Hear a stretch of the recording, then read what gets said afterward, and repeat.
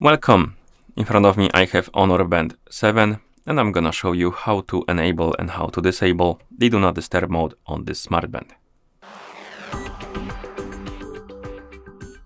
First thing we need to do is to wake up the screen on our smartband, and you can do it by pressing the side button. Once you wake up the screen, you should see the current watch face, the home screen, and you can swipe down from the top of the screen to open the quick panel.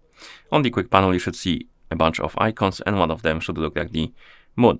This is the Do Not Disturb mode icon, and if you want to enable the mode, you will need to tap on this icon, tap on the check mark to confirm. You will see the message Do Not Disturb mode on.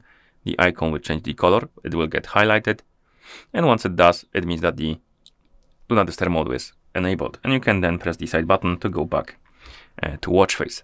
And if you want to disable the Do Not Disturb mode, you need to open the quick panel again, tap on the icon. You will see the message Do Not Disturb mode off. The icon will go back to the gray color, which indicates that the mode is disabled. And then you can press the side button to go back to watch face.